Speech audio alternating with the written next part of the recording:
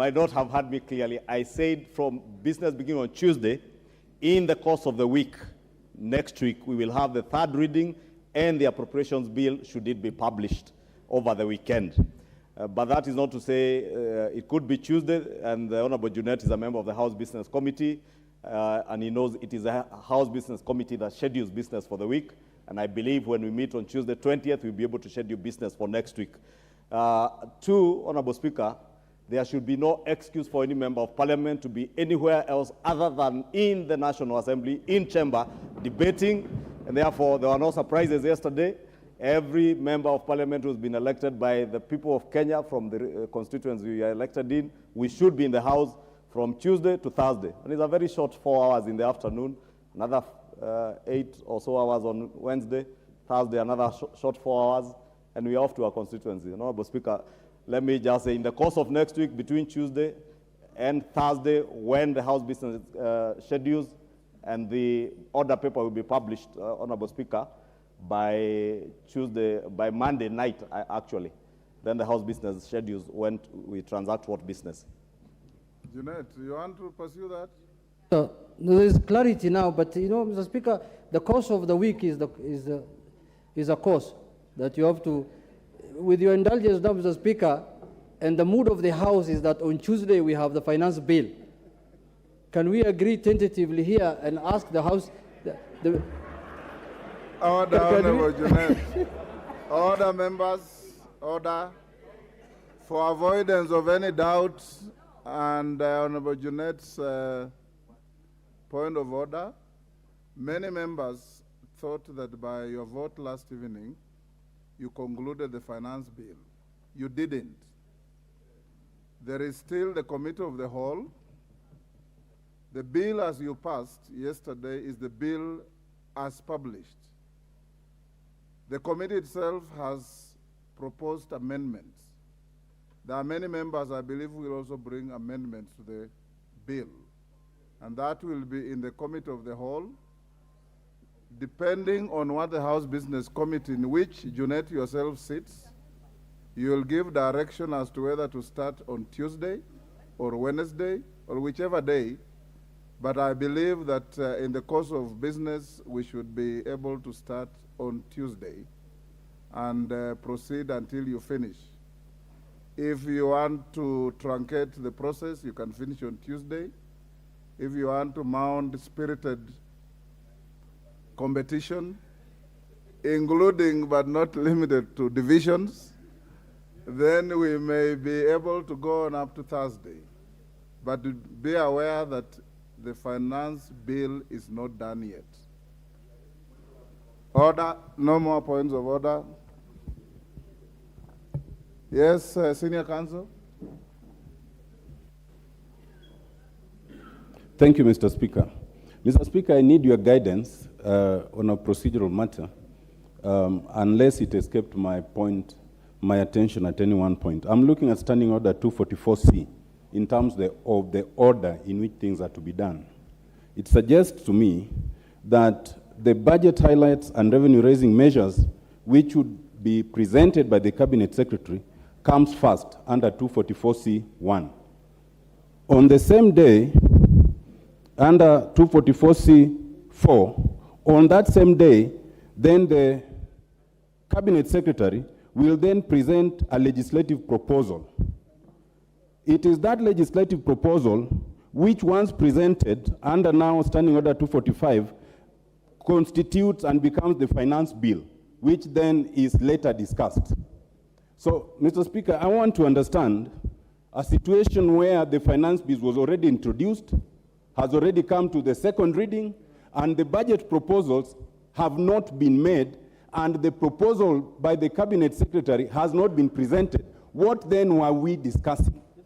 It is my understanding that if we go that way, then it means we have dispensed with the presentation of the budget proposal by the Cabinet Secretary, in which case I will seek your guidance on why the business you had indicated that will be undertaking from 3 p.m. Thank you, Mr. Speaker. Honorable Senior Counsel, the standing order you are citing was actually rendered negatory by a decision of the court that has been the creation of the process that we are undertaking. So this process is not against any law. I hear somebody saying that you participated in the court case that rendered the standing order negatory. So what we are doing is procedural, and we are not in any way flouting any standing order. It wasn't. Honorable members, I have a short communication. And senior counsel, we may pursue that argument later in my chamber if you so wish.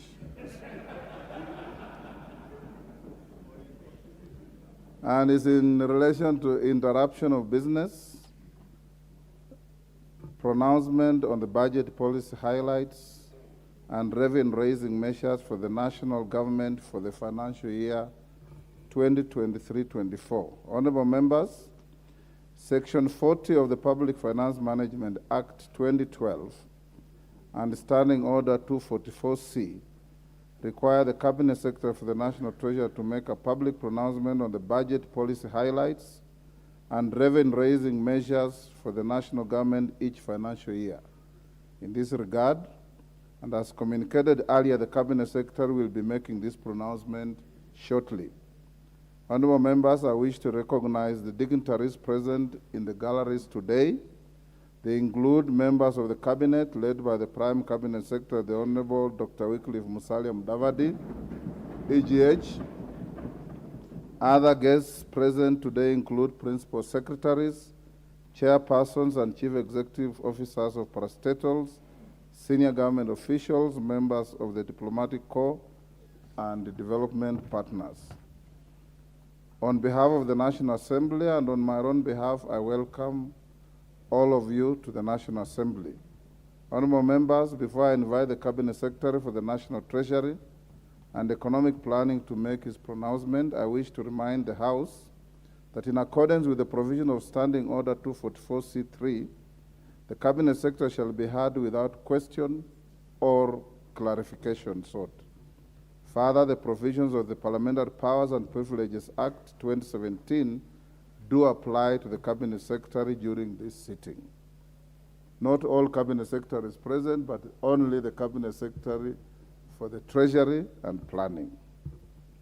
Honorable members, I now interrupt the business of the House to allow the Cabinet Secretary for the National Treasury and Economic Planning to make public pronouncement on the budget policy highlights and revenue-raising measures for the national government for the year 2023-2024 and the medium term. Cabinet Secretary for the National Treasury and Economic Planning, Professor Njuguna Ndung'u, CBS, you may now proceed. The floor is yielded to you.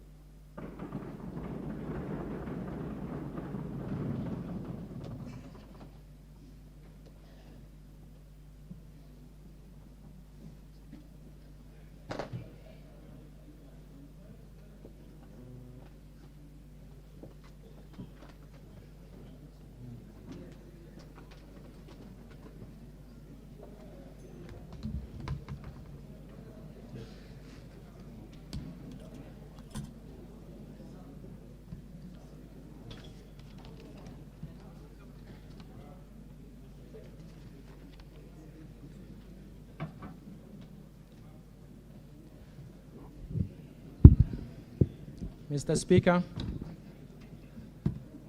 it is a great honor and privilege for me to present to this august House and to the people of the Republic of Kenya the first budget of the Kenya Kwanza administration under the... Order, members.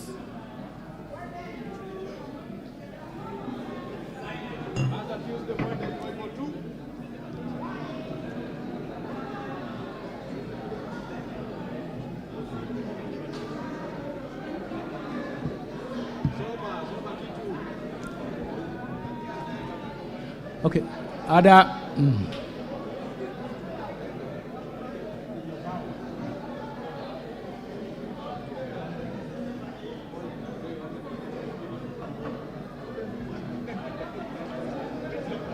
Minister, proceed. Thank you, Mr. Speaker. it is a great honor and privilege for me to present to this august House and to the people of Kenya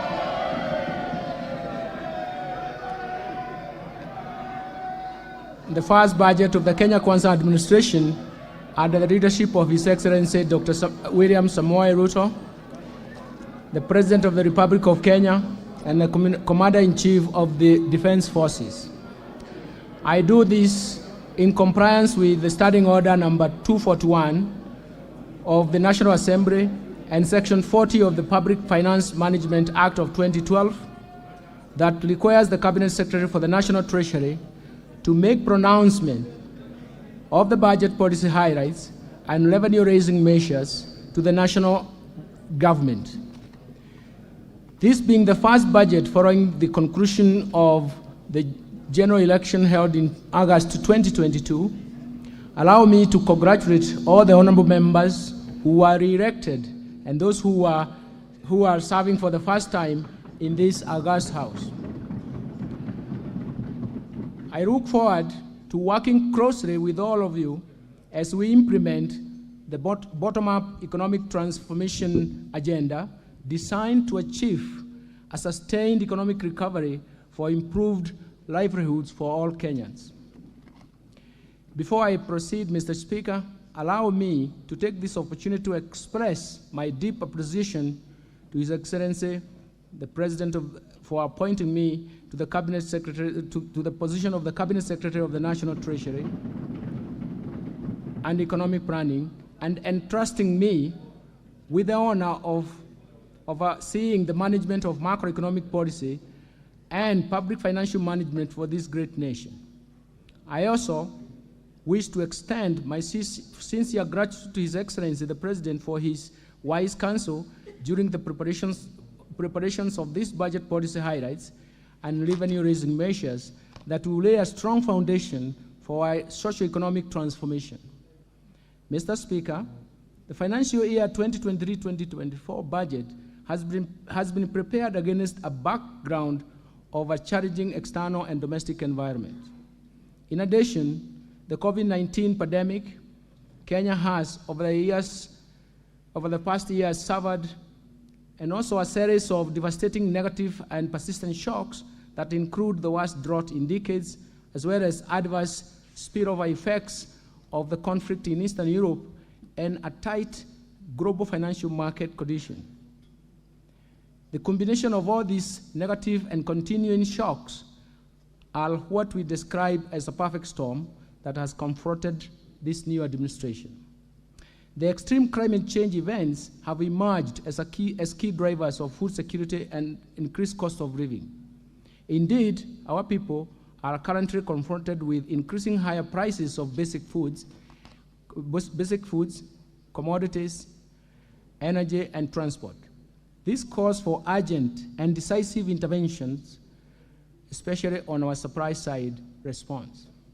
Mr. Speaker, in fulfillment of the requirements under the Constitution on public participation, we accorded Kenyans an opportunity to share their views on issues that needed to be addressed in this budget. Mr. Speaker, we received from many Kenyans proposals and suggestions that have informed the priorities outlined in this budget statement. The key concerns raised by the public can broadly be clustered around 5 issues. 1, the high cost of living. 2, the high cost of unemployment. 3, and this is mostly among the youth. 3, the high tax burden. And 4, the wastage of public resources. And finally, the high public debt. Mr. Speaker, having listened carefully to the concerns from the public and taking cognizance of the socio-economic and environmental challenges facing the country, the budget policy highlights seeks to provide solutions to the said concerns as we all work towards accelerating economic recovery. Proactively, the Kenya Kwanza government has begun the journey to bring down the cost of living and improve the livelihoods. while at the same time fostering a sustainable, inclusive economic transformation. The government has taken the long-term sustainable approach of subsidizing production of goods instead of consumption to respond to the rising cost of living. In this regard, the government has instituted immediate interventions that are aimed at providing short-term solutions to the high cost of living, while at the same time building a momentum for the long-term economic vibrancy and transformation. In particular, the government has covered the following areas. First, through the e-voucher fertilizer subsidy program, availed to 6 million of 50 kilogram bags of subsidized fertilizer worth 15 billion that are retailing at a cost of 350 per bag, a reduction from the market price from 6,500 per bag, representing a subsidy of Kenya shillings 3,000 per bag. So far, the government has registered 5 million farmers nationwide and issued over 2.5 e-vouchers to registered farmers. As a result, Kenyan farmers have been able to plant at least 200,000 additional acres of food this year and used 2 million more kilograms of seeds, and that is expected to improve the agricultural yields.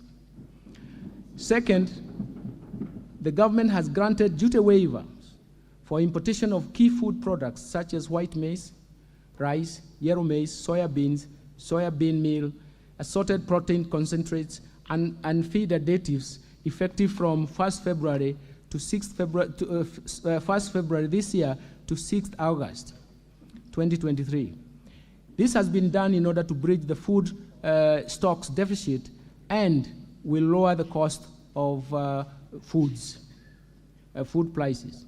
As a result of the drought, third, the mitigation measures and the climate adaptation programs, the government initiated a national tree planting campaign that seeks to enhance our national tree cover from 12% to 30% through a target of planting 15 billion trees by 2032. In addition, the government has initiated new dam constructions to address the drought concerns and ensure Kenya has enough harvested water to facilitate a water management strategy for irrigation and food production.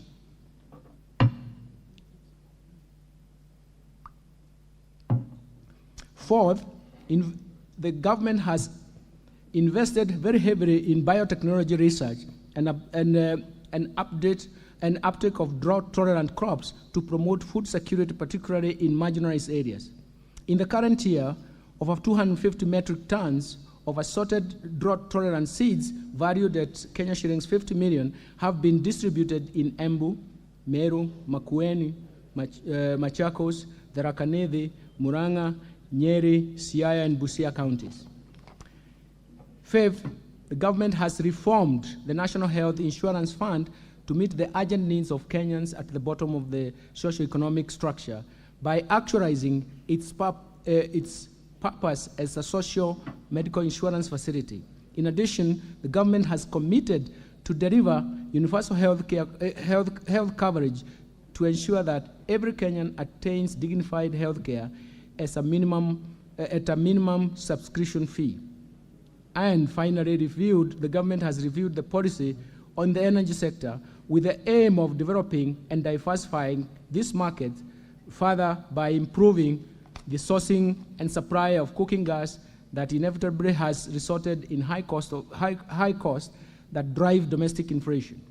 This has allowed for additional players to be licensed and to set up liquefied petroleum gas facilities. A common use of bulk storage and even handling facility for LPG will be constructed through a private sector participation framework to enhance market certainty and stability in the use of LPG. This will cut costs of handling and evacuating gas from ships to the mainland, and hence allowing dealers to pass through the cost of relief to consumers.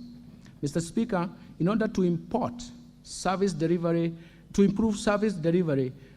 and support livelihoods and businesses, as well as strengthen governance institutions, the Kenya Kwanza government has, since assumption of office, established Financial Inclusion Fund. This is commonly known as the Hustlers Fund. That was set up in November 2022 to provide access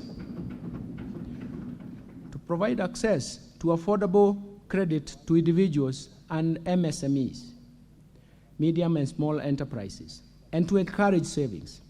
This is an intervention that will remain at the bottom of the pyramid in order to access borrowing under the fund. A customer only needs to register through his or her mobile phone. Since the launch of the first product, the Hustler Fund Personal Loan Fund, the government has invested a total of 11 billion shillings. This money has been revolving within the fund, providing low interest rate at 8% per annum, and so far 16.07 million Kenyans, of which 7.1 million are repeat customers, have actually accessed the fund. So far, 30.8 billion has been borrowed from this revolving fund.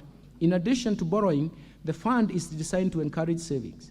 To date, 1.5 billion has been saved as a mandatory savings, while Kenya shilling 17 million has been saved on a voluntary basis. We have witnessed a phenomenal growth in the number of transactions that currently stand at 43.5 million transactions. The largest number of the times a single customer borrower has borrowed from the fund is about 50 times, indicating strong traction of the Hustlers Fund. To further empower the medium and small enterprises, the government on 1st June 2023 launched the second product of the Financial Inclusion Fund that is aimed at facilitating Kenyan access funding through groups.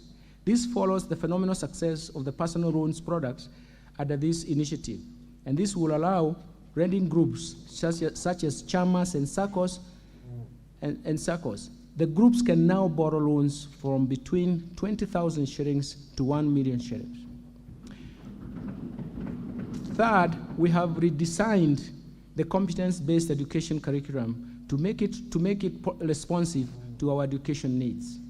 And fourth, I've employed over 30,000 teachers in a historic and unprecedented drive to improve the national teacher-pupil ratio and enhance performance. Fifth, government has introduced new funding model for higher education that will make the universities and technical training fully inclusive, financially self-sufficient, and also capable of competing with their peers globally while contributing to our national socio-economic transformation. Sixth, the government has established the National Open University in order to make higher education inexpensive, affordable, accessible, inclusive, and attainable to all. The university will create its charter before the end of this month, that is June 2023. Seventh, the government has launched several affordable housing projects across the country, translating to about 36,000 housing units in just 8 months. Eighth, the government has proposed and moved with digitalization, and the digitalized and automated services to the tune of 3,570 of government services through the eCitizen platform that has enhanced access to government services and brought greater convenience to citizens. The government targets to bring on board close to 5,000 services on the eCitizen platform by the end of 2023.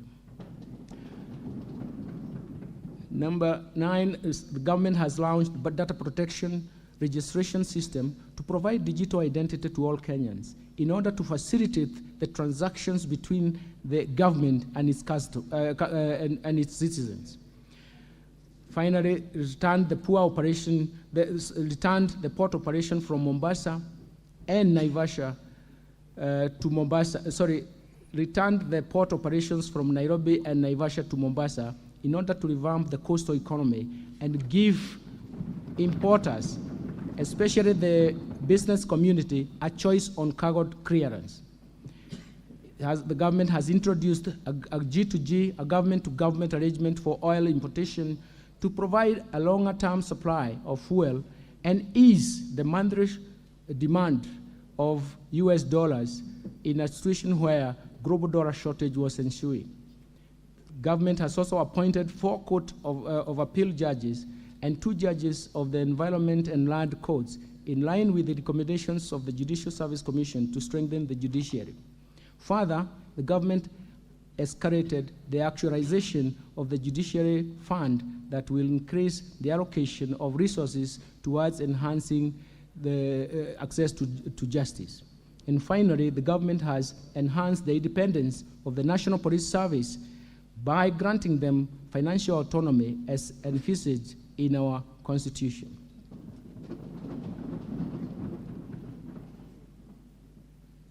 Mr. Speaker, while we celebrate these achievements, we are aware that a lot remains to be done in order to decisively deal with the pressing socioeconomic challenges. First, to reverse the effect of the recent past negative shocks that have been persistent. And second, to improve and accelerate the betterment of the livelihoods of Kenyans.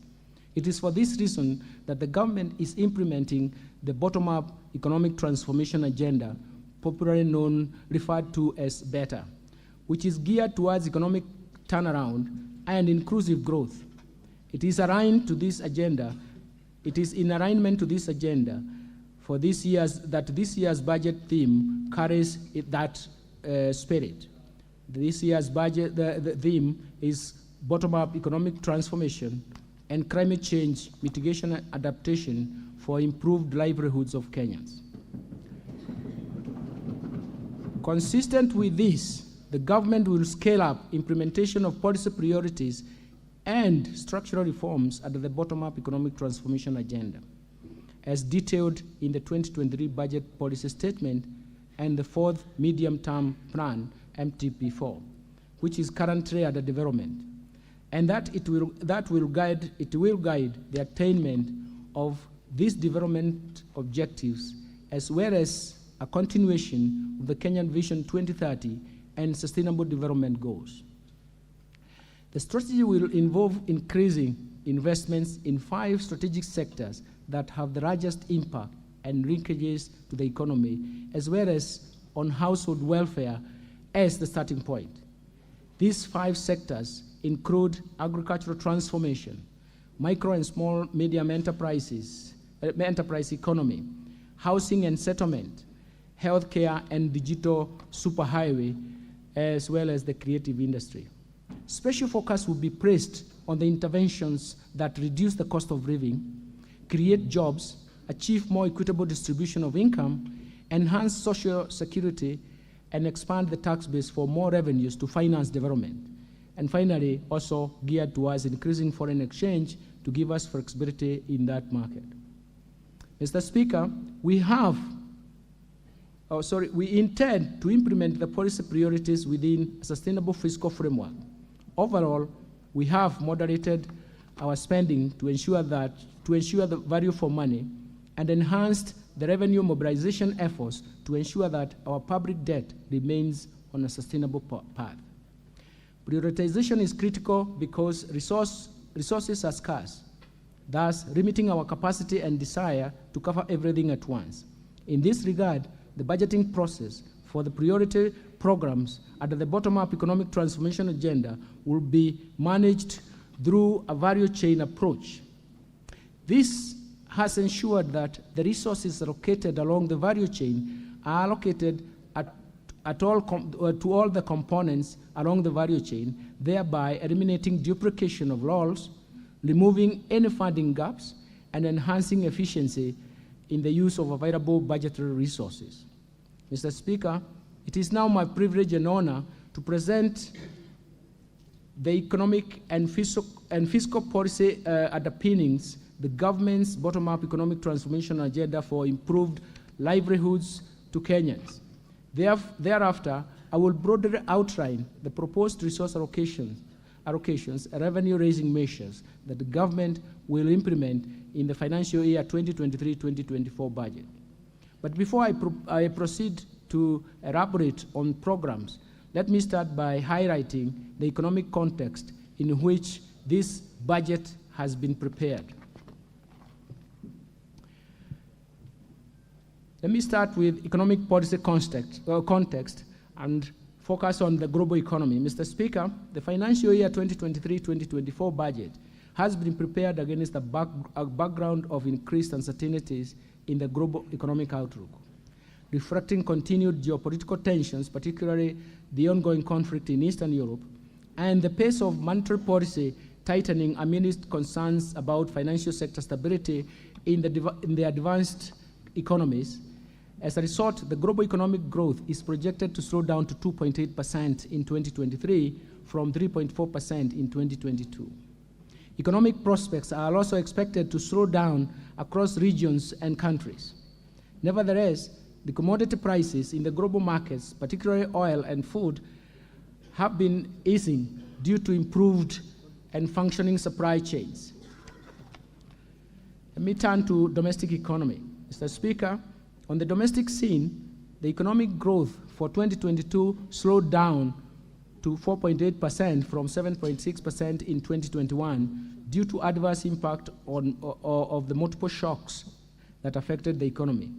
Kenya's growth in 2022 was supported by growth in the services sector, while the agricultural sector contracted for the second consecutive year due to the prolonged drought effects, but that also contributed to a slowdown in the growth of manufacturing sector, as well as that of wholesale and retail trade sectors.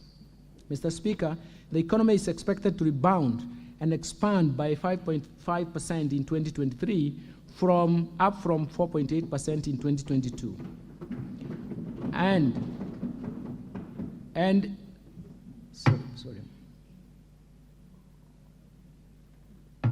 it is supposed to maintain that pace of the medium term. The growth will be supported by a broad-based private sector-led growth, including continued strong performance of the services sector and the recovery from the agricultural sector due to improved weather conditions during the March-May rainy season. This growth outlook will be reinforced by interventions being implemented by the government under the bottom-up economic transformation agenda that include the provision of subsidized fertilizer and seeds to farmers during the planting season. Further, economic activity is expected to improve and drive aggregate demand expansion as the international community, international commodity prices is coupled with improved exports and resilient private sector consumption, as well as the ongoing public-private investments. Mr. Speaker, the government will continue to support economic recovery by pursuing prudent macroeconomic policies geared towards reducing debt vulnerabilities and supporting sustainable and inclusive development. Inflation rate has remained above 7.5%, which is the upper bound target since June 2022. This is driven mainly by high food prices and energy prices following the adverse weather conditions and high global oil prices, but also compounded by the pass-through effects from the domestic currency depreciation.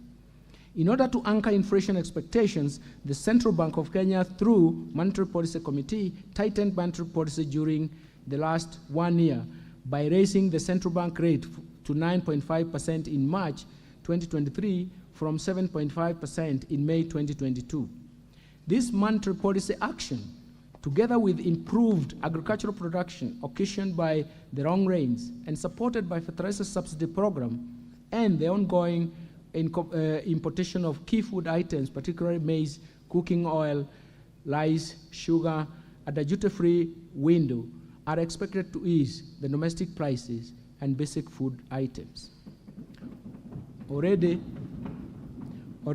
the inflation pressures are easing with inflation rate at 8% in May 2023 from the highs of 9.6% in October 2022.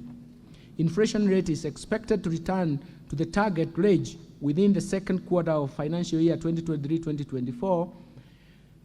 Also, in addition, credit to the private sector has grown by 13.2% in the last 12 months to April 2023, and this is supporting economic activity. Most sectors of the economy continue to receive positive credit flows. Mr. Speaker, to further anchor inflation expectations, the Central Bank of Kenya will continue to implement reforms outlined in the White Paper on modernization of the monetary policy framework and operations that are aimed at enhancing the effectiveness of monetary policy formulation and implementation to prevent monetary policy falling behind the curve. These reforms include refining macroeconomic forecasting frameworks in line with the changing structure of the economy, improving the functioning of the interbank market to strengthen monetary policy transmission, and continued improvements of communication on monetary policy decisions.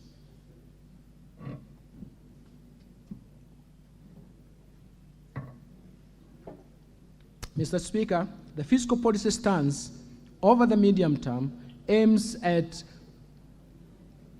supporting the government's bottom-up economic transformation agenda through growth-friendly fiscal consolidation plan designed to slow down the annual growth in public debt and implement an effective liability management strategy without compromising service delivery to citizens.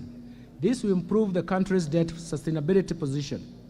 Mr. Speaker, I now turn to the policy priorities of the government for fostering economic transformation and improved livelihoods.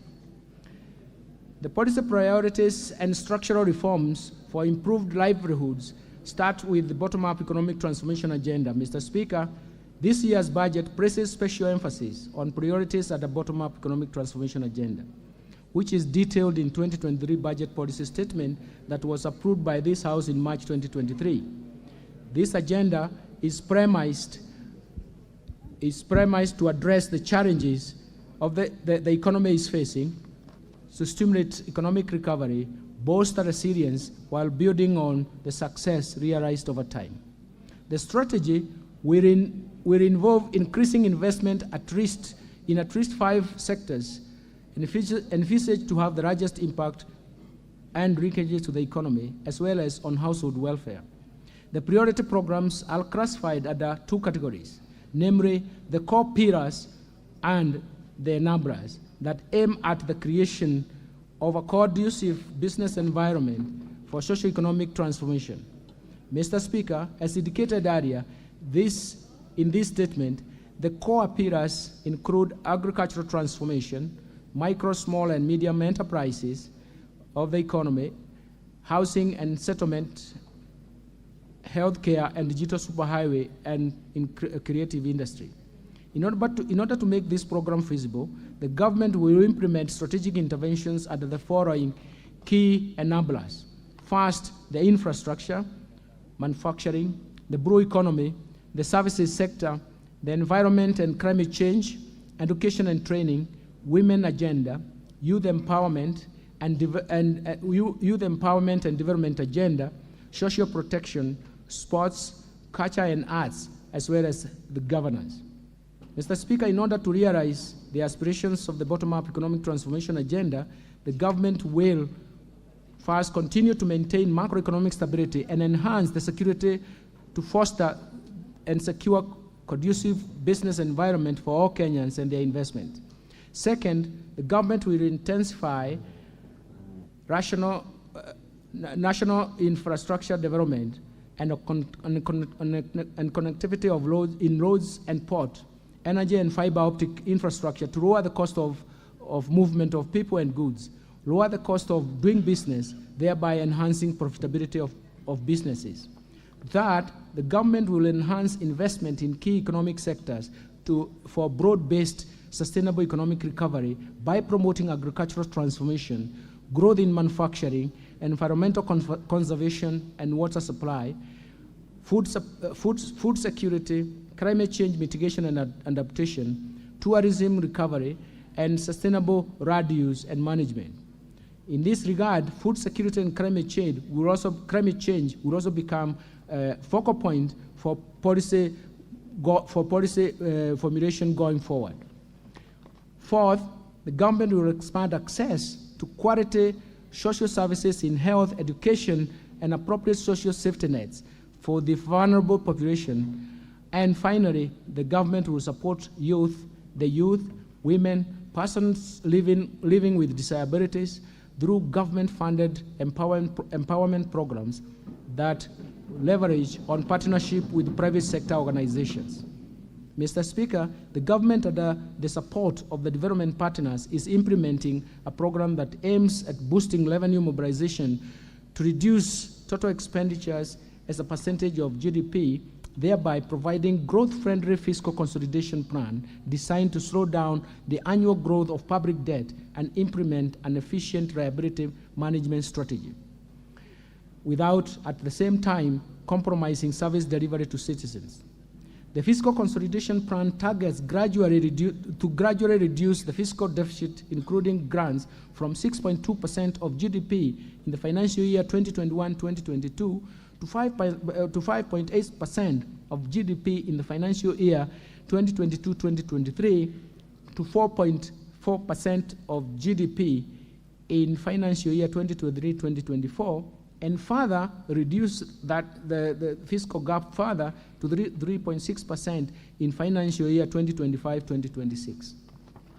Mr. Speaker, we are truly grateful as a nation to our development partners who have over the years provided financial resources to support the implementation of government programs, government policy, as well as structural reforms. In particular, allow me to single out the multilateral institutions, specifically the World Bank and the International Monetary Fund, the European Union, the African Development Bank, and the many bilateral donors, institutions, and governments that have walked the journey of socio-economic transformation with Kenya. Mr. Speaker, Kenya has continued to successfully implement the Extended Fund Facility and Extended Credit Facility, EFF and ECF arrangements supported by the IMF, the International Monetary Fund. We concluded the fifth review of the program in May 2023, and we agreed on the augmentation of access under the program of 75% of the quota, that is SDR special drawing rights for 407 million.1, or which is about US dollar 44.3 million dollars, an extension of the duration of the EFF, ECF arrangement by 10 months to April 2025 to allow sufficient time for meeting the program objectives, and on a new 20-month Resilience and Sustainability Facility, RSF, arrangement that will allow us to access 75% of our quota that will run parallel with the EFF, ECF program arrangements until April 2025. Once approved by the IMF Executive Board in July 2023, Kenya will immediately access SDR 306.7 million, which is about $410 million, including from the augmentation of the access under ECF, EFF. This will bring the cumulative IMF financial support disbursed under the EFF, ECF program arrangements to SDR 1.509 billion, or about $2.017 billion. And for us, that's why we are appreciative of this multilateral institution. The government will also access additional SDR 407.1 million, about 443 million under the new 20-month Resilience Sustainability Facility arrangement upon successful next review. Mr. Speaker, when combined with RSF support, the cumulative IMF commitment to Kenya will be about SDR 2.633 billion, which is about $3.52 billion by April 2025. Mr. Speaker, as a stopgap measure to ease the pressure on the domestic supply of petroleum products, as well as ease pressure on the Kenya shilling arising due to the global shortage of US dollars in the domestic market, we have introduced an innovative new government-to-government arrangement for fuel importation through Regal Notice number 3 of 2023. That Regal Notice allows us to import the importation of petroleum products by private sector through the current open tender system, OTS. To date, the monthly importation of petroleum products is approximately 740,000 metric tons, of which 60% is consumed in the domestic market, while 40% is for transit markets in the region.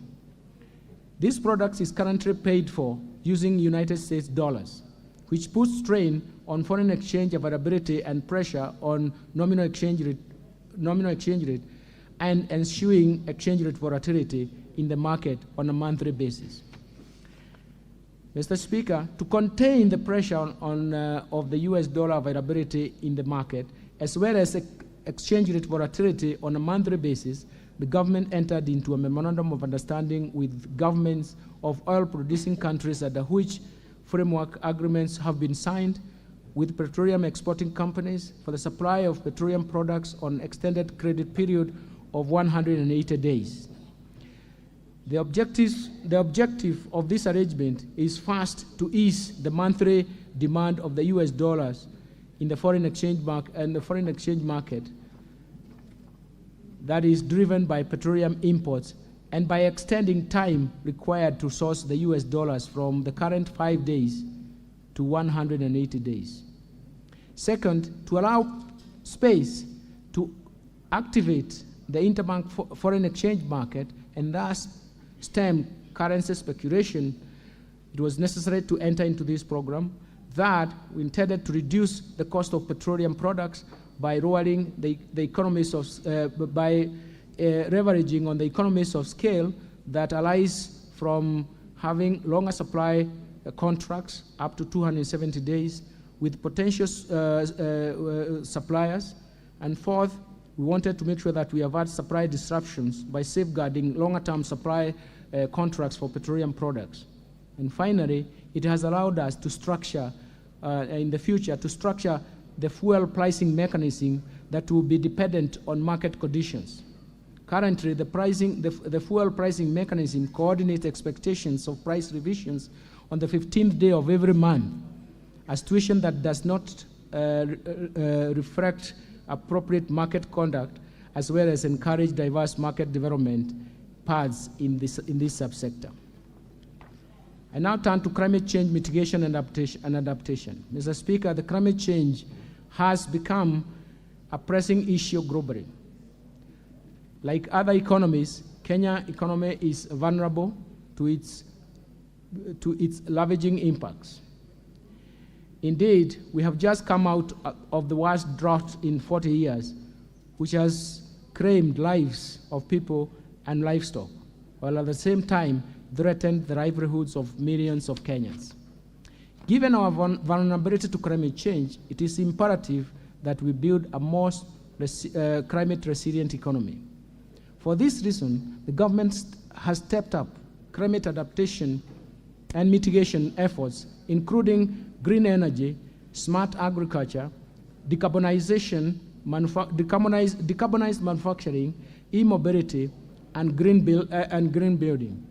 All these are aimed at the attainment of zero carbon by 2050. The government has committed to secure our future and to achieve a clearer and safer environment for all Kenyans by reducing greenhouse emissions, halting and reversing deforestation, biodiversity loss, and land degradation. In this regard, issues of climate change, mitigation, and adaptation have been mainstreamed in all government programs and across all levels of government.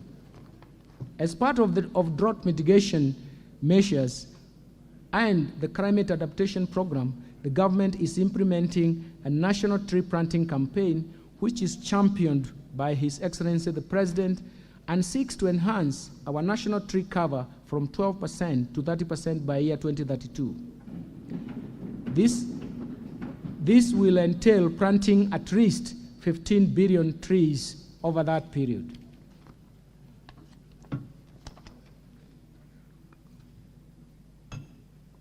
Mr. Speaker, climate financing has emerged as a very important means of implementation of climate change and for promoting sustainable development and financial sector development. To enhance financial flows from the Green Climate Fund, GCF, the government will continue to implement National Green Climate Fund strategy, which provides an elaborate framework of coordinating and attracting resources from the Green Climate Fund. The government will also implement financing locally led climate action, we call it FROCA, program in collaboration with county governments and development partners to manage climate risks. Further, to support our climate change efforts and characterize additional climate finance from other official and private partners, we have agreed with the IMF on a new 20-month resilience sustainability facility arrangement that will run in parallel with the current program arrangement until April 2025. Mr. Speaker, the government last year committed to fast-track the enactment of Disaster Risk Management Bill and finalize the Public Finance Management Disaster Risk Management Fund regulations. These are meant to strengthen the disaster risk management in the country, given that Kenya is predisposed to various disasters, some of which are exacerbated by the ravaging effects of climate change. These disasters often have a huge negative impact on the economy. I wish to report that the relevant departmental committee of this House is in the process of considering registration on matters relating to disaster risk management. I urge this House to prioritize this matter to enable Kenya have an overarching framework on disaster risk management. I will later be submitting to this House for consideration the Public Finance Management, into brackets, the Disaster Risk Management Fund Regulations 2023 that will enable the establishment of the Disaster Risk Management Fund. Let me turn to legal and policy, legal and institutional reforms. Mr. Speaker, the government's bottom-up economic transformation agenda, BETTER, will be underpinned by sound and appropriate policy, legal and institutional reforms that are aimed at improving the business environment, increasing the efficiency of public service delivery, and strengthening the accountability and transparency in public finance management. These reforms are outlined as follows. First, the procurement reforms. Mr. Speaker, on a continuous basis, the government reviews the procurement policies and procedures to ensure that we achieve efficiency and transparency and enhance good governance and promote savings in the procurement process. This is one critical area that government can achieve efficiency and unlock savings given the limited financial resources and fiscal space. With this in mind, Mr. Speaker, last year, the National Treasury committed to this House to roll out an end-to-end e-government procurement system, EGP, with a pilot phase commencing in July 2022 and a target date for full rollout to all ministries, departments, and agencies in January 2023. I wish to report to this House that the process is still in progress, albeit with some delays. The system will be rolled out by December 2023 to both national and county governments. Once rolled out, all government procurement and asset disposal procedures and processes will be managed online through the system. The system will enhance efficiency and transparency in the procurement and in the procurement functions. The system will also ease cost of doing business with the government and has the capabilities of monitoring and tracking all public procurement and asset disposals. Mr. Speaker, the government remains committed to facilitate access to government procurement opportunities and empower the MSMEs owned by women, youth, and persons with disabilities. This remains a key priority of government under the bottom-up economic transformation agenda. For this reason, The National Treasury has re-engineered the access of government procurement opportunities, AGPO, portal, to enable real-time registration and monitoring.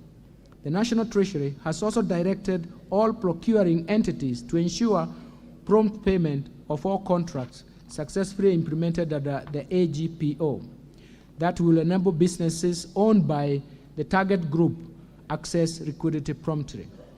Mr. Speaker, a large number of state corporations rely on the Exchequer funding to service their payroll and other expenses.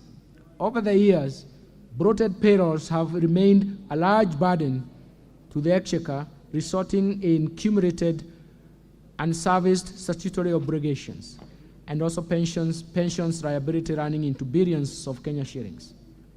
It has also been established that in most state corporations, a huge proportion of the staff complement comprises of support staff with a thin complement of technical staff.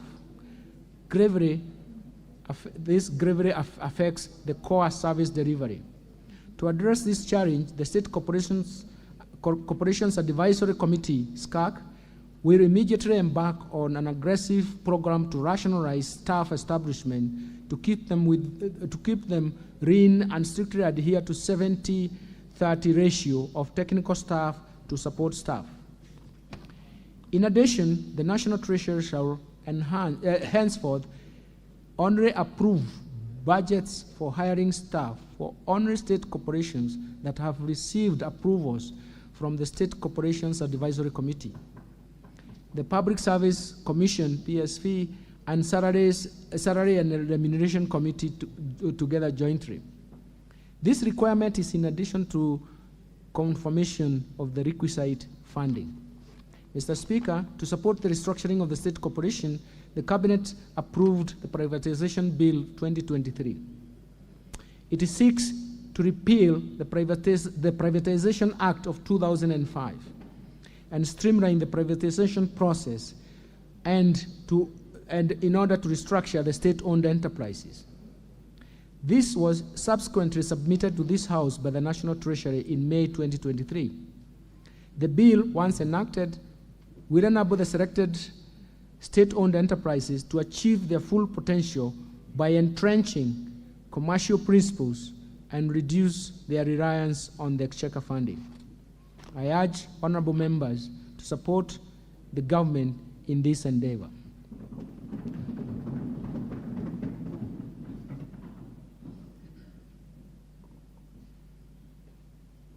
Mr. Speaker, in financial year 2022-2023, the government initiated a number of reforms in Kenya Power and Lighting Company, KPLC, and Kenya Airways, KQ, aimed at improving their efficiencies, reducing costs, and increasing revenues.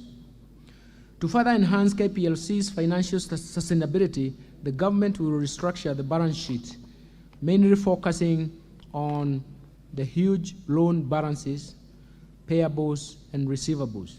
This will in turn address the current huge liquidity gap at KPLC. Towards this end, the government will implement a 4-point action plan focusing on, first, transfer of all transmission lines to Kenya Electricity Transmission Company, KETRACO.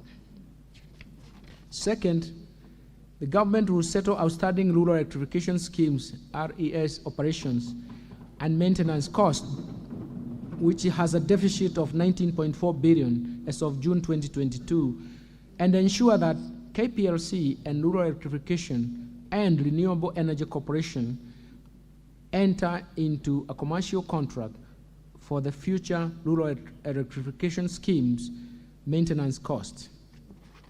Third, the government will develop and implement a turnaround strategy that includes the reduction of system losses from the current 22.4% to 14.4% by end of June 2025. Fourth, the government will establish a new governance structure of KPLC to give private sector stakeholders fair representation reflecting the company's shareholding structure.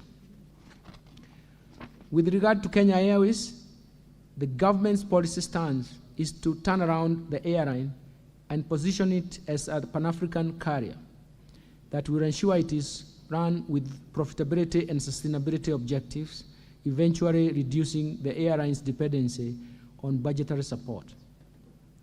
Let me turn now to pending bills for the national and county governments.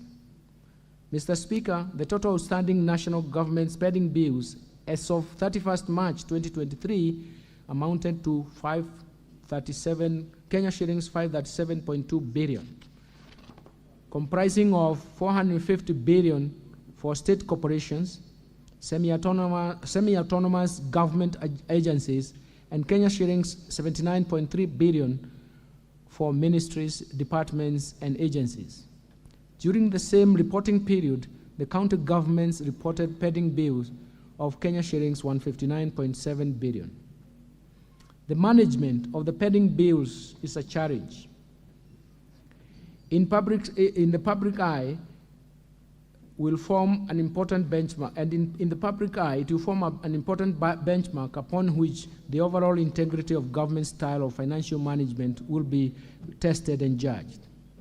The delay in settling payments of pending bills has led to deterioration of financial positions of businesses, in particular micro and small medium enterprises, including business owned by women, youth, persons with disabilities. In view of the above, the National Treasury has prepared a cabinet memo requesting the cabinet to approve the establishment of a pending bills verification committee to carry out a thorough analysis of the stock of all pending bills and advice on how the bills would be settled. Once the outstanding pending bills are cleared by the verification committee, the National Treasury will direct all entities to ensure strict adherence to Public Finance Management Act of 2012 and clear pending bills as a first charge on the budget of the concerned entity in the subsequent financial years. Let me turn now to financial sector stability and development. Mr. Speaker, the banking sector remained stable and resilient in 2022. Deposits held by the sector increased by 12.3%, while pre-tax profits increased by 22.0%. On the other hand, gross non-performing loans for the sector stood at 13.3% in December 2022, a decline from 14.7% in June 2022. The need to build resilience and to exploit emerging opportunities has led to increased consolidation as well as regional expansion through acquisitions. This has led to strong institutions supporting the stability of the banking sector. The sector is therefore expected to remain sound and stable in 2023, building on the reform initiatives and buffers that have been built over the years. Mr. Speaker, in order to address consumer protection concerns arising from unregulated digital lenders, the Central Bank of Kenya introduced Digital Credit Providers Regulations 2022 that were approved in May 2022. They provide regulations and guidelines for the licensing and oversight of previously unregulated digital credit providers. I'm happy to report that by the end of March 2023, 32 digital credit providers have been licensed, while others are at different approval stages. More importantly, the Central Bank of Kenya is working with other agencies and regulators, including the Office of the Data Protection Commissioner, to ensure all digital credit providers are brought into the regulatory perimeter to protect consumers. Mr. Speaker, in an effort to transform Kenya's financial markets, the Central Bank will soon launch the upgraded Central Securities Depository Code named DAO CSD. The upgraded Central Securities Depository will improve financial market liquidity, enhance operational efficiency in domestic debt market, further promoting market deepening, and also broadening financial inclusion through expansion of digital access and position Kenya as the preferred financial hub in the region. The Central Securities Depository will also scale up services to the public sector, to the public market participants, and support our diaspora investors via a versatile and highly scalable digital solution with capacity to deliver seamless investor experience and convenience. Mr. Speaker, since the launch of the National Payments Strategy 2023-2025 in February 2022, the Central Bank has implemented major initiatives to improve quality, access, and affordability of payment services to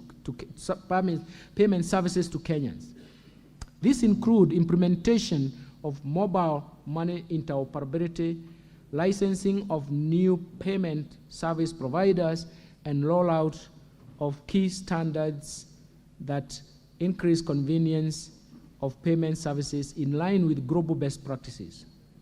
Building on these gains, in financial year 2023-2024, the Central Bank, together with other stakeholders, will first undertake a comprehensive review of the National Payments System Act of 2011 and National Payment System Regulations of 2014 to modernize Kenya's payments legal and regulatory framework in line with emerging trends, innovations, and enhance oversight for improved service delivery to Kenyans. Second, it will develop and implement an interoperable payments platform to unlock cost-effective, real-time, and retail payments across banks, payment service providers, card schemes, and other regulated financial institutions. This will further contribute to lowering the cost of these services, increase choice, competition, stability, and widespread adoption of digital payments among Kenyans. Mr. Speaker, in order to reduce money laundering vulnerability, the Central Bank has reviewed and enhanced the banking sector Know Your Customer (KYC) and Customer Due Diligence (CDD) processes. This will further strengthen the effectiveness of the banking sector, anti-money laundering, and combating of financing of terrorism and the proliferation of financing (PF), risk-based supervisory framework. Indeed, AML CFT PF regime is important to uphold. Let me turn to deposit insurance reform. Mr. Speaker, financial stability risks have increased rapidly as the resilience of the global financial system has been tested by high inflation and rising interest rates. In order to enhance protection of the depositors, the Kenya Deposit Insurance Corporation is in the process of reviewing the current coverage limit of 500,000 with a view to ascertain its adequacy in protecting the micro, small, and medium enterprises. In addition, the corporation has developed an alternative dispute resolution mechanism and framework to address disputes between financial institutions that have been closed and their respective stakeholders, thereby fast-tracking release of available resources and winding up those banks under liquidation. Let me turn to Capital Markets Authority, Mr. Speaker. The Capital Markets Authority, capital markets remain a critical catalyst in mobilizing of savings and investments towards productive enterprise in Kenya. In order to support micro and small and medium enterprises, access to financing via capital markets, the Capital Markets Authority has developed the Capital Markets Public Offers Discount Regulations for 2023. These regulations will enable MSMEs raise debt and equity capital via Nairobi Securities Exchange. The authority is also implementing the Capital Markets Investment-Based Crowdfunding Regulations 2022, and that will support Kenyan startups to raise finance from both global and local investors.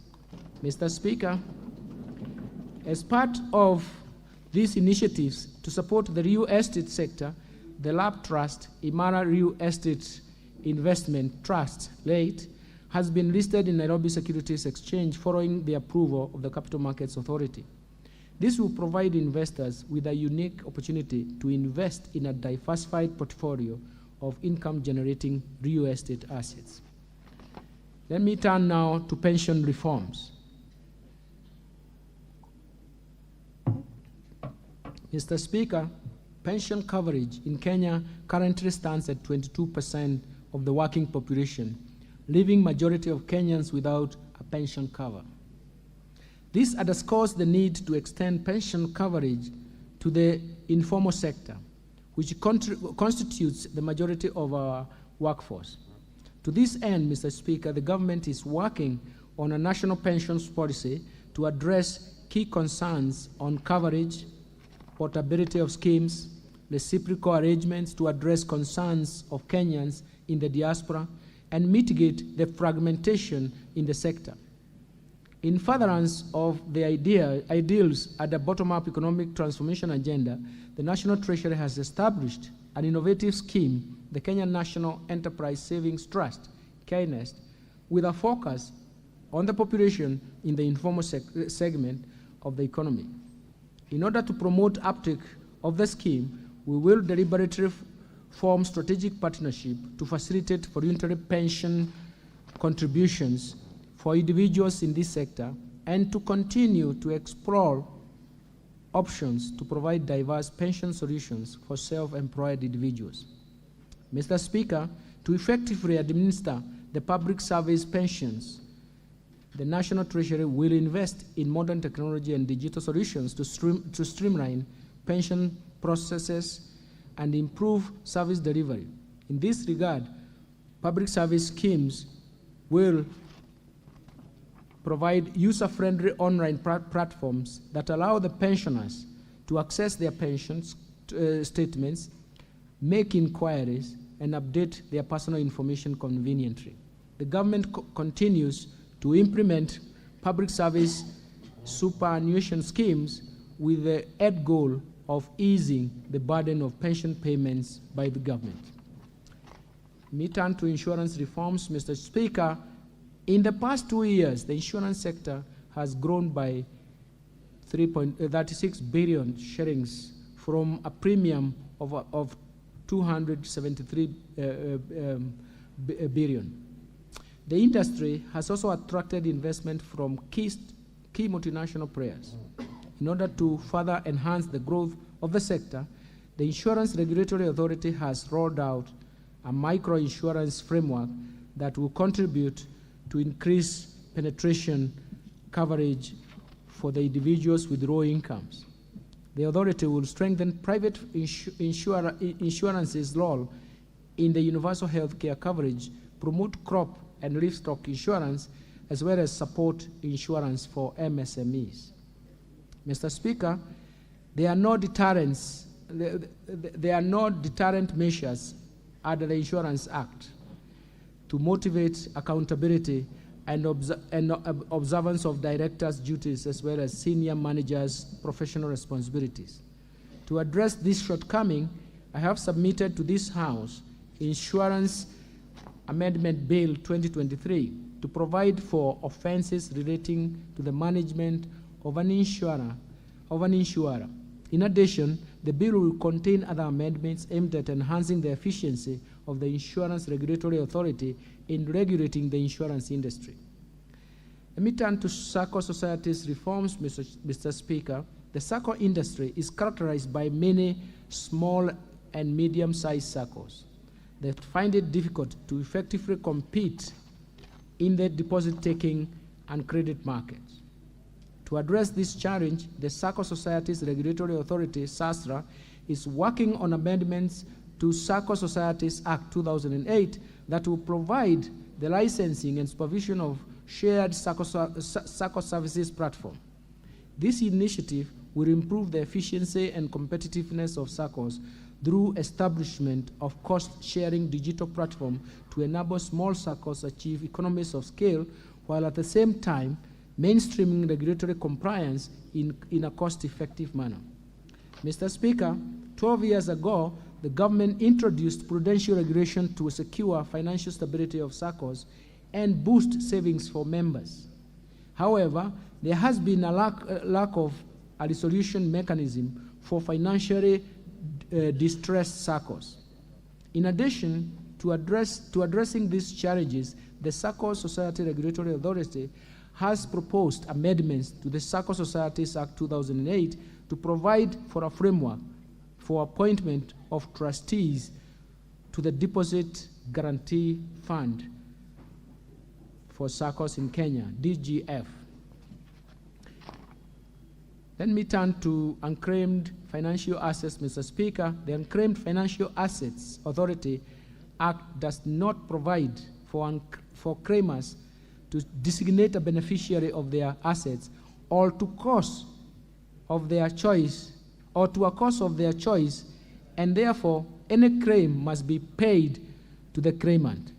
To address this, I've proposed to amend the Unclaimed Financial Assets Authority Act so as to empower claimants to designate beneficiaries of the unclaimed asset or to a cause of their choice. Let me turn to ease of doing business, Mr. Chairman, and consumer protection. Mr. Speaker.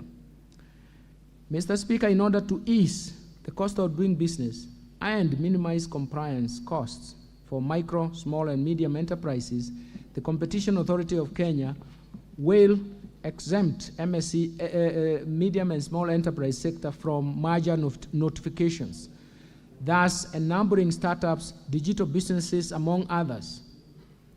Further, the authority will monitor and conduct surveillance audits specifically in the manufacturing and agro-processing sector so as to protect MSMEs from incidences and abuse of buyer power. Second, implement codes of practice. The Competition Authority will implement codes of practice to ensure that MSMEs in the retail and insurance sectors are protected from powerful buyers. The Competition Authority will screen and investigate infractions such as suspected cartels or abuse of dominance conduct, such as excessive pricing, price discrimination, predatory pricing, margin squeeze, to ensure a level playing field. And the Competition Authority will actualize and initiate actualize the initiative started with the National Assembly to address the issue of price fixing by professional services to make the fees competitive and improve the quality of services. On consumer protection, the authority will monitor and investigate emerging consumer issues on the utility sector, pharmaceuticals, digital financial services, e-commerce, insurance, aviation, and safety of basic commodities. In addition, the authority will seek redress through replacement or refunds to customers affected by dark commercial patterns, scams, fraud under the digital economy. Let me turn now to the fiscal framework. Mr. Speaker, the government fiscal policy for the financial year 2023-2024 and the medium-term budget aims at undertaking a growth-friendly fiscal consolidation plan to ensure debt sustainability.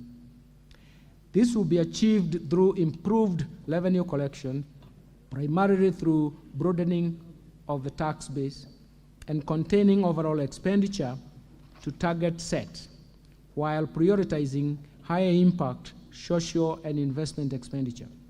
Mr. Speaker, the fiscal policy targets to grow total revenues to 17.9% of GDP in financial year 2023-2024 and above 18.3% of GDP over the medium term.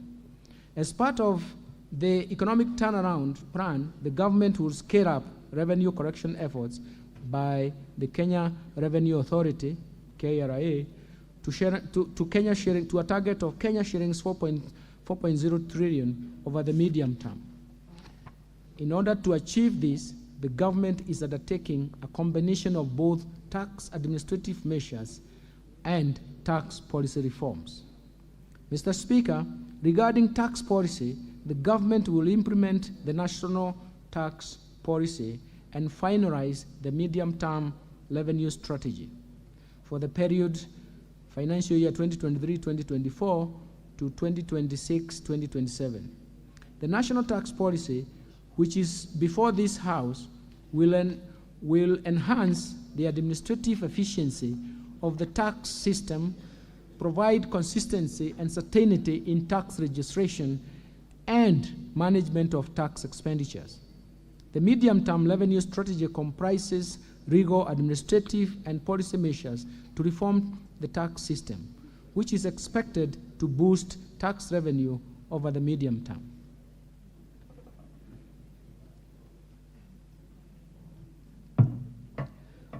On tax administration, Mr. Speaker, the Kenya Revenue Authority is implementing reforms to move towards seamless taxation by ensuring that its systems, taxpayers, and businesses are integrated to allow for the automatic movement of data through machine-to-machine based processes, and where appropriate, shift to real-time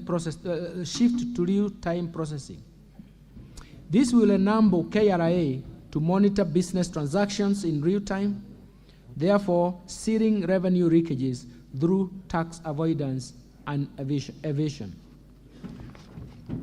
On the expenditure reforms, Mr. Speaker, the government will sustain efforts to improve efficiency in public spending and ensure value for money by eliminating non-priority expenditures, retiring expenditure and unsustainable consumption subsidies, reducing tax exemption, scaling up use of public-private partnership financing for commercially viable projects, and rolling out end-to-end procurement system. Mr. Speaker, to address the challenges of perennial low absorption of development partners' funds that have denied Kenyans the full benefit of this financing, the government will put in place policies and administrative measures to minimize payments of unnecessary fees and charges. Let me turn to revenue projections, Mr. Speaker. Mr. Speaker, supported by the tax policy reforms and administrative measures highlighted above, we project total revenue corrections, including appropriations in aid and grants for the financial year 2023-2024 budget to be Kenya shillings 2.96 trillion, and that is equivalent to 18.2% of gross domestic product, GDP. Of this, ordinary revenue is projected at Kenya shillings 2.57 trillion, equivalent to 15.8% of GDP. Ministerial appropriations in aid is projected at Kenya shillings 348.7 billion, and grants are projected at Kenya shillings 42.2 billion. Expenditure projections, Mr. Speaker. Total expenditure projections in financial year 2023-2024 budget is projected at 3.7 trillion, equivalent to 22.6% of GDP. Of these, recurrent expenditures will amount to Kenya shillings 2.53 trillion, equivalent to 15.6% of GDP. Development expenditures, including allocation to domestic and foreign financed projects, contingency fund, equalization fund, and conditional capital transfers to county government, is Kenya shillings 743 billion, equivalent to 4.7% of GDP. Equitable share to county governments is projected at that 385.4 billion shillings. Mr. Speaker, I now turn to fiscal balance. Mr. Speaker, given the projected revenue and grants against the projected expenditures, the fiscal gap of fiscal deficit is projected to decline from Kenya shillings 718.0 billion, equivalent to 4.4% of GDP in financial year 2023-2024, from a projected Kenya shillings 840.9 billion, equivalent to 5.8% of GDP in financial year 2022-2023. The fiscal deficit will be financed through net external financing of a Kenya shillings 131.5 billion, equivalent to 0.8% of GDP, and net domestic financing of 586.5 billion, and that is equivalent to 3.6% of GDP. Mr. Speaker, our medium-term fiscal consolidation policy targets to progressively reduce the level of fiscal deficit from the expected 5.8% of GDP in financial year 2022-2023 to 3.6% of GDP in the financial year 2026 to 2027. Let me turn to public debt management, Mr. Speaker.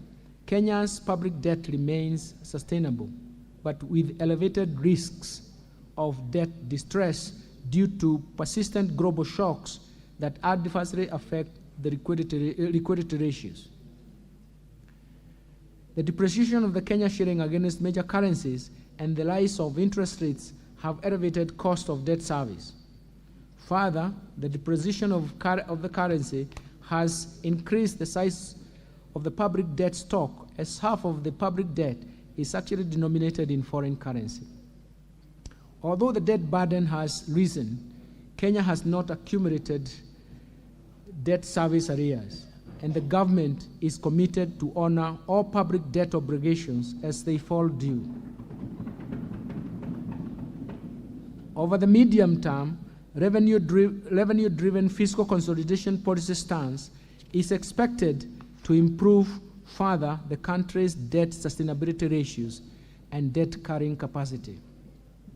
Mr. Speaker, the current limit of the debt as approved in 2020 by this House is Kenya shillings 10 trillion. Guided by the best practice, the government intends to change the public debt ceiling from a numerical number to a debt anchor in the form of a ratio of public debt to GDP in present value terms. The proposed change to the debt ceiling provides an appropriate guide for optimal level of public debt based on the country's ability to pay. This is the debt carrying capacity that can objectively be assessed, as well as provide directions on information on debt accumulation or reduction from time to time. In order to anchor debt ceiling in a statute, the National Treasury developed a Public Finance Management Amendment Bill 2023, which has been submitted to this august House for enactment. The bill was subjected to public participation in line with the requirements of the Constitution of Kenya on transparency and accountability in public policy formulation. I urge the honorable members to prioritize and consider this bill favorably.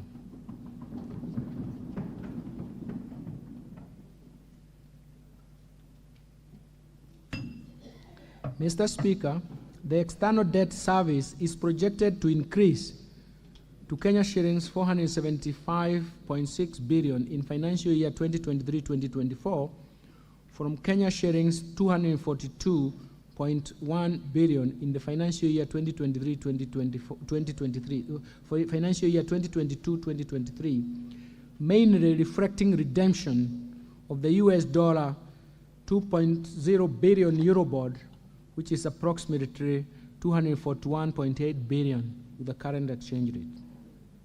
In preparation for the redemption of this maturing bond, the National Treasury and the Economic Planning issued an expression of interest to bring on board a lead manager to advise the government on liability management options towards the resolution of the Eurobond 2024. Mr. Speaker, I wish to assure Kenyans and investors that our fiscal positions remain strong and the government remains committed to meet all maturing obligations as and when they fall due, including the maturing Eurobond for June 2024. Mr. Speaker, due to the limited fiscal space, the government has strengthened the public-private partnership, PPP framework, to leverage on private sector expertise to deliver projects that have strong economic, commercial, and environmental benefits that are also aligned to our national priorities with sustainability and climate change as key considerations and drivers. To ensure the sustainability of PPP projects, the Projects Facilitation Fund, PFF, has been operationalized. The fund will support project preparation, provide viability gap funding to projects, as well as a source of liquidity to meet fiscal commitments and contingent liabilities that may arise from PPP projects. Mr. Speaker, with the fund in place and the robust legal and regulatory regime, the private sector has the necessary confidence and security to invest in PPP projects. Indeed, in the last financial year, the National Treasury successfully mobilized Kenya shillings 15 billion by achieving financial closure of 2 clusters of urban roads projects under the Roads Annuity Program. The projects are currently in the construction phase. Additional projects that have closed include 2 renewable energy projects with a combined installed capacity of 70 megawatts. Further, to contribute towards government's agenda on bulk water supply and food security, several high-impact projects have been appraised and approved to proceed to the project development phase under the PPP model. These projects will provide production of additional 51,000 hectares to further strengthen the food security agenda, which is a high priority for the Kenya Kwanza administration. The bulk of water will increase potable water. The bulk water will increase potable water supply by an estimated 200,000 cubic meters per day. The National Treasury and the Ministry of Water and Sanitation have developed a water purchase agreement which will pave way for the private sector to develop projects in a sustainable way. The National Treasury is in the process of developing a 10-year infrastructure plan that will be cross-cutting across various ministries to support delivery and prioritization of projects. Mr. Speaker, to build on this, the National Treasury plans to mobilize an estimated Kenya shillings 100 billion in private sector capital through various priority sectors. The focus will be on priority investment and underlying key projects and programs in each sector that deliver nationally significant infrastructure drive growth and also unlock private sector investment with greatest potential benefits to Kenyans. These sectors will include airports, seaports, blue economy, water, agriculture, industrialization, that is special economic zones, energy, including transmission lines, and digitalization, among other key sectors in the economy. Inclusion of local goods, works, and services will be emphasized for each project to contribute to overall economic growth by encouraging local investments in PPP projects. To also strengthen local investment, the National Treasury will be holding a series of roundtables to build local capacity in the financial sector so as to increase local financing of PPP projects. The National Treasury has embraced the climate resilience and adaptation framework for public-private partnership projects. This is to ensure that infrastructure projects are aligned to the realities of climate change. To achieve on the PPP mandate of scaling up private sector capital, the National Treasury will leverage on the continued support from development partners as well as other key institutions, both in public and private sector, including capital markets, pension funds, and commercial banks, in scaling up the private sector capital under the PPP framework. Let me turn to public investments management. Mr. Speaker, in 2022, the House approved Public Investment Management, PIM, regulations, 2022. The objectives of the regulations is to provide the national and county governments and their entities with a standardized approach in project cycle management to enhance transparency, accountability, prudent use of public resources, and public participation. The government will continue implementing the regulations to enhance efficiency in identification and implementation of priority social and economic investment projects. This will further curtail runaway project cost, eliminate duplication, and improve working synergy among implementation actors for timely delivery and development of the development projects. In the financial year 2023-2024, the National Treasury will develop and roll out the Public Investment Management Information System, PIMIS or PIMIS. It automates public investments management processes as outlined in the regulations to ensure that only projects with highest socio-economic returns are undertaken and prioritized for completion. Let me turn to resource allocation under the bottom-up economic transformation agenda. Mr. Speaker, the highlights of the budget allocation in the coming financial year are provided in recognition of the need to restrain borrowing and utilize the revenues and grants projected and in the fiscal framework. The proposed total programmed expenditures spending for the financial year 2023-2024 has been capped at 3.68 trillion. The bottom-up economic transformation agenda, Mr. Speaker, as I mentioned earlier, the government will implement strategic priorities under the bottom-up economic transformation agenda that is geared towards economic turnaround and inclusive growth. The agenda focuses on 5 sectors that have been outlined, and they have been outlined because they give the largest impact to the economy as well as households, as well as raise the households' welfare. This includes, for purposes of repeating, agricultural transformation, micro, small, and medium enterprise economy, housing and settlements, healthcare, digital superhighway, and creative industry. Mr. Speaker, to ensure the effectiveness and efficiency in the planned investment in the 5 sectors, Kenya Kwanza administration has adopted the value chain approach to budgeting. In this regard, the government has identified 9 key value chain areas for implementation, namely leather, cotton, dairy, edible oils, tea, rice, brew economy, natural resources including minerals and forestry, and building materials. This will ensure that there is no break in the value chain, there is no break in the cycle of resource allocation for value chain, and that in the value chain, and that adequate resources are allocated to the entities along the value chain. And of importance, Mr. Speaker, this will eliminate any form of duplication of both roles and budgeting to ensure that there are no gaps and thus ensure efficiency in resource allocation.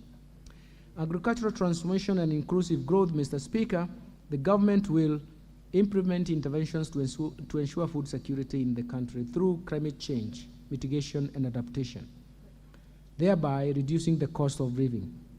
As part of the country's long-term food security plan, the government, working with private sector, will continue to subsidize fertilizer in order to make it available and improve productivity in counties. This intervention is also aimed at creating jobs, as agriculture has the highest employment multiplier effect owing to its strong forward and backward linkages to other sectors of the economy. Mr. Speaker, in order to support our aspirations of attaining food and nutrition security, I propose to the National Assembly to effect budget allocations of Kenya shillings 49.9 billion to relevant programs in this budget.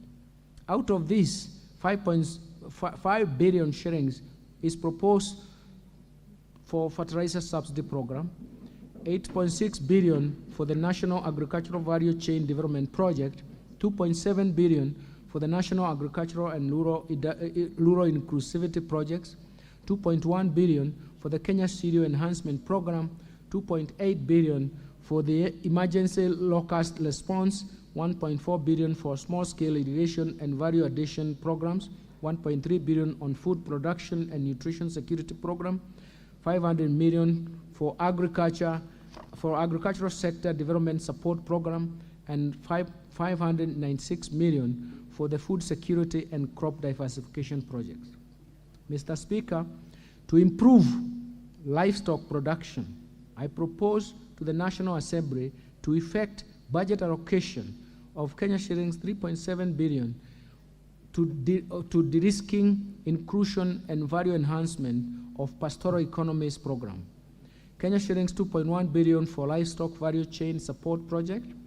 Kenya shillings 1.5 billion for Kenya livestock commercialization program, and Kenya shillings 166 million for the embryo transfer project.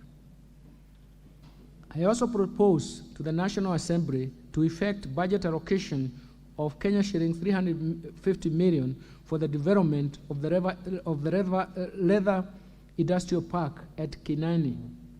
Kenya shillings 220 million for livestock production, and Kenya shillings 132 million for leather value chain.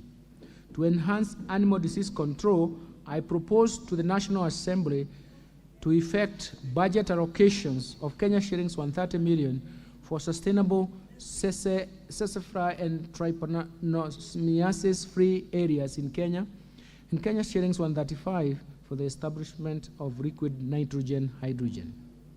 Mr. Speaker, the realization of food and nutrition security also relies heavily on the sustainable utilization of the blue economy, resources.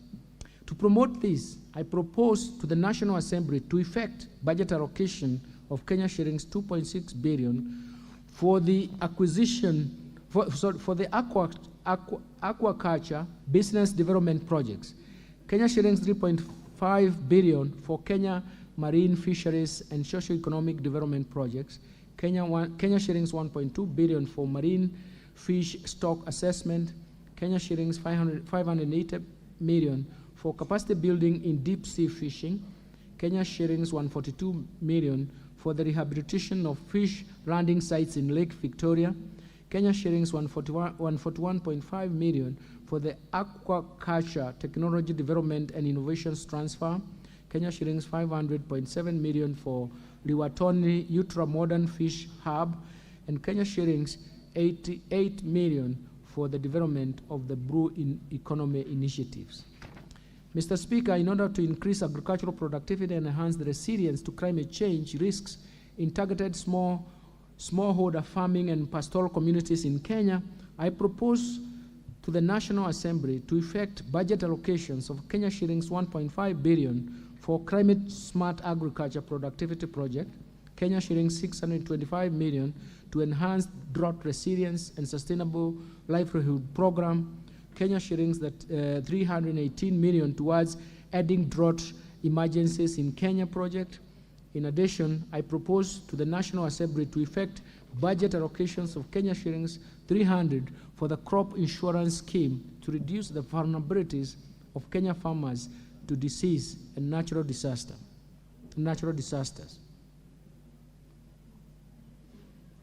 Mr. Speaker, to ensure legitimacy of RAD ownership, I propose to the National Assembly to effect budget allocation of Kenya shillings 1.2 billion for processing and registration of title deeds, Kenya shillings 2.6 billion for the settlement of the RAD race, Kenya shillings 755 million for digitization, Kenya shillings 755 million for digitization of RAD registries, and Kenya shillings 138.3 million for the construction of RAD registries. Mr. Speaker, transforming the macro, small and medium enterprises, MSME economy. Mr. Speaker, this is going to help us and to tackle the key bottlenecks of MSMEs on limited access to credit.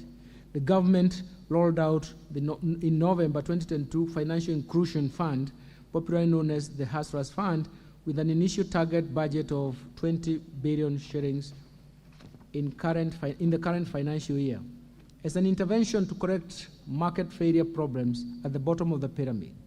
This program aims to lift those at the bottom of the pyramid through structured products in personal finance that includes savings, credit, insurance, and investment. This, together with other affirmative action funds like the Youth Enterprise Fund, Women Enterprise Fund, UESO Fund, and MSME's Credit Guarantee Scheme, will increase access to affordable credit to targeted persons and sectors, and thereby increase their investment and allow for private sector-led growth.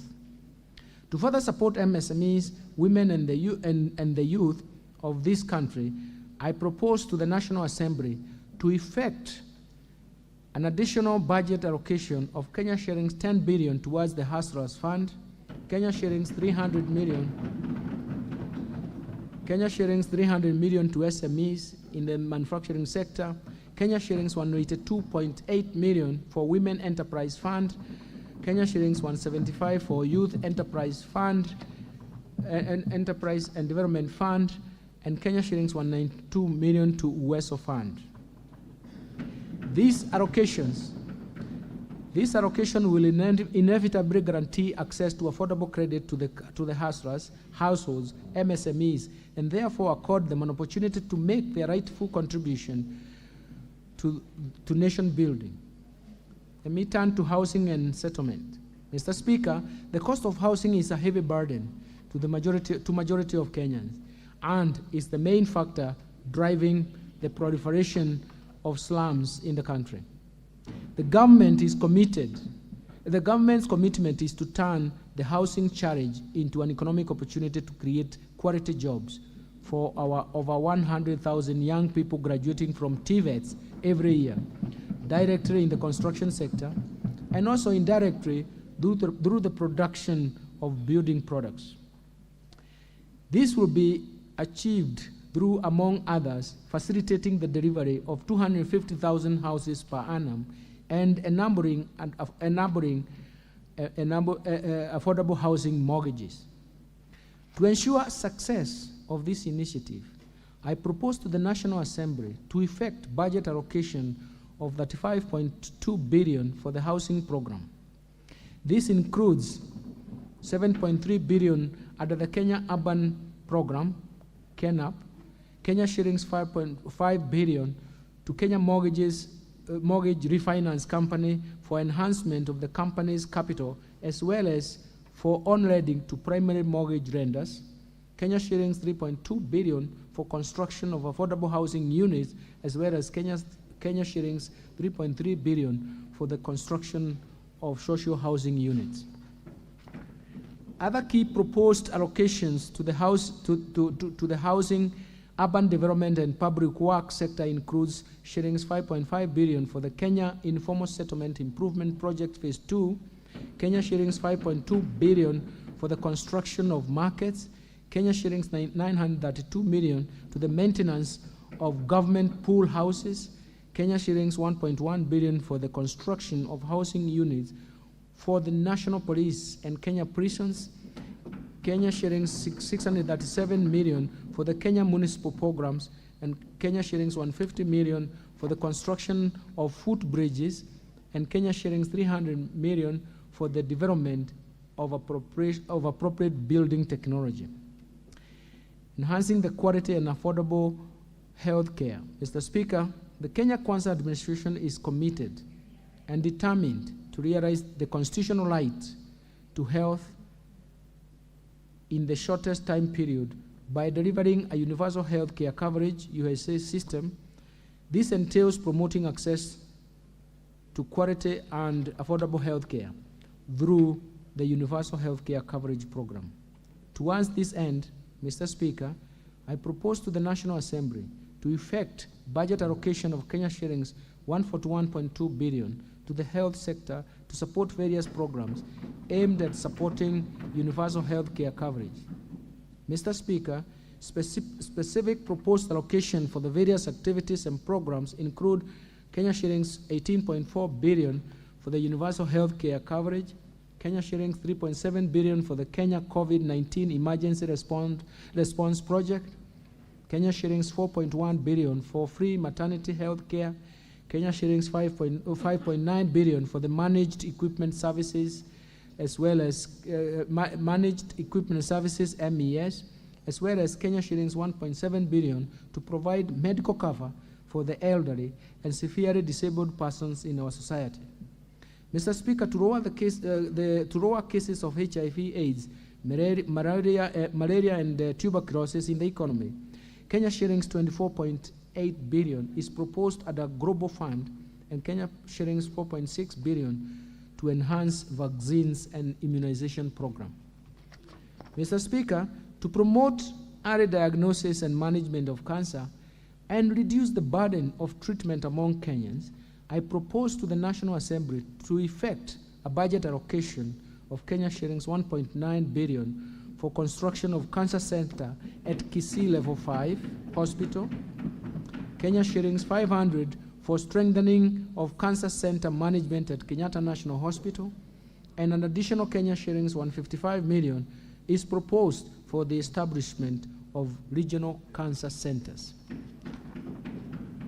Further, to improve the health service delivery, I propose to the National Assembly to effect a budget allocation of 21.6 billion for Kenyatta National Hospital, Kenya shillings 12.8 billion for the Moi Teaching and Referral Hospital, Kenya shillings 8.8 billion for the Kenya Medical Training Colleges, Kenya shillings 3.3 billion for the Kenya Medical Research Institute, Kenya shillings 2.4 billion for the construction of the Kenya National Hospital burns and pediatric centers, Kenya shillings 1.4 billion for the equipping of laboratories and classrooms of KMTC, Kenya shillings 1.1 billion for the renovation of Kenyatta National Hospital, Kenya shillings 1 billion for the procurement of family planning and reproductive health commodities, Kenya shillings 1 billion for the procurement of equipment for the National Blood Transfusion Service, and Kenya shillings 352 million for the digital health platform. Let me turn to digital superhighway and creative economy. Mr. Speaker, the digital superhighway will play a critical role in enabling the government to achieve the objectives of bottom-up economic transformation agenda, as well as in enhancing revenue collection via automation of VAT systems. Digitalization and automation will increase productivity and competitiveness through providing quick access to the market and reducing information asymmetry, as well as improving risk management. Promotion of music, theater, graphic design, digital animation, fashions, and craft, among others, will increase employment for the youth. Mr. Speaker, the implementation of these interventions is expected to stimulate economic recovery while at the same time securing sustainable and inclusive growth amidst emerging challenges. But more importantly, improve the quality of growth from the public sector investment-led growth to a dynamic private sector-led growth. To achieve these aspirations, I propose to the National Assembly to effect budget allocation of Kenya shillings 15.1 billion to fund initiatives in the information, communication, and technology sector. Specifically, Mr. Speaker, this proposed allocation includes 600 million for the government shared services to fast-track the development of the Konza Technopolis city. I propose the National Assembly to effect budget allocation of Kenya shillings 4.8 billion for the horizontal infrastructure phase 1, Kenya shillings 1.2 billion for Konza data center and smart city facilities, and Kenya shillings 475 million for construction of Konza complex phase 1B.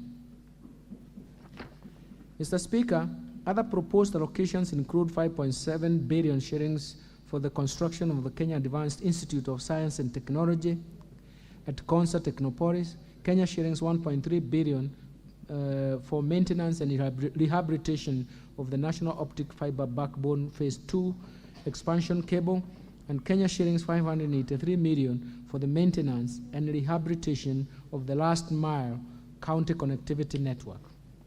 Mr. Speaker, having highlighted expenditures under the 5 priority sector areas of the bottom-up economic transformation agenda, I now turn to other proposed areas of expenditure in this budget that will support our path towards sustainable and resilient economic growth trajectory. First, let me turn to investing in critical infrastructure. Mr. Speaker, the government will continue to expand critical infrastructure in roads, railways, sea, and airports to create an enabling environment for economic recovery and employment creation. Towards this end, I propose to the National Assembly to effect budget allocation of Kenya shillings 244.9 billion to support construction of roads, bridges, as well as their rehabilitation and maintenance. Mr. Speaker, to expand the railway transport, I propose to the National Assembly to effect budget allocation of Kenya shillings 37.4 billion for the second standard gauge railway. For the standard gauge railway. Kenya shillings 579 million for the rehabilitation of the locomotives. Kenya shillings 889 million for the development of Nairobi Railway City. To facilitate movement of goods and people, I propose to the National Assembly to allocate Kenya shillings 1.1 billion for the Nairobi Bus Rapid Transport Project and Kenya shillings 300 million for the acquisition of ferries for Lake Victoria. I have proposed to the National Assembly to effect a budget allocation of, I have also proposed to the National Assembly to effect a budget allocation of Kenya shillings 727 million for the construction and expansion of airports and airstrips. Kenya shillings 500 million for the smart driving license, and Kenya shillings 2.6 million for infrastructure development in Dongo Kudu Special Economic Zone. Mr. Speaker, to support the production of reliable and affordable energy, I propose to the National Assembly to effect budget allocation of Kenya shillings 62.3 billion. Out of this allocation, Kenya shillings 33.8 billion will cater for the national grid system, 12.1 billion will cater for rural electrification, Kenya shillings 11.4 billion will be for development of geothermal energy, Kenya shillings from 3.2 billion will be for alternative energy technologies. Let me move on to improving education outcomes, Mr. Speaker. The ultimate means of ensuring an equitable society is through investment in education as part of human capital development. For this reason, the government will continue to address inequalities in our education system so as to level the playing field for all children irrespective of their background. Mr. Speaker, to improve the education outcomes in the country, I propose to the National Assembly to effect budget allocation of Kenya shillings 628.6 billion to the education sector.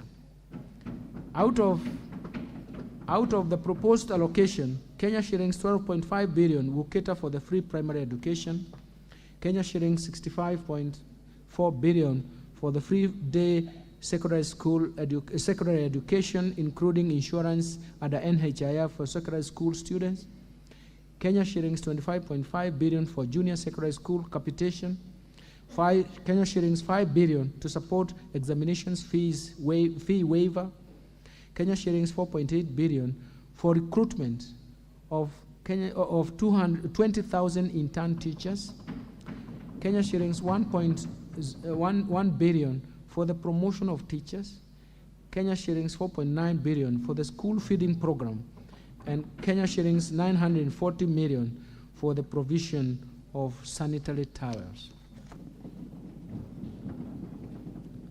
In addition, Mr. Speaker, I propose to the National Assembly to effect budget allocation of Kenya shillings 1.3 billion for training of teachers on competency-based curriculum, and Kenya shillings 400 million for the digital literacy program and ICT integration in our secondary schools. To support infrastructure development and ensure safe learning in schools, I propose to the National Assembly to effect budget allocations of Kenya shillings 6 billion for primary school and secondary schools infrastructure, including classrooms for junior secondary schools, and Kenya shillings 1.9 billion for construction and equipment of technical training institutes and vocational training centers. Further, 1.8 billion is proposed to increase access and improve the quality of technical and vocational education training programs under the East Africa Skills Transformation and Regional Integration Project. Mr. Speaker, I propose to the National Assembly to effect budget allocations to the education sector to include 316.7 billion shillings for Teacher Service Commission, Kenya shillings 97.5 billion for the university education, Kenya shillings 30.3 billion for the Higher Education Loans Board, Kenya shillings 2.7 billion for Kenya Secondary Education Quality Improvement Project, and Kenya shillings 5.2 billion capitation for TVET students. Mr. Speaker, Kenya shillings 980 million is proposed for technical vocational education training and entrepreneurship. Kenya shillings 1.5 billion for promotion of youth employment and vocational training, and 749 million for the research, science, and technology and innovation.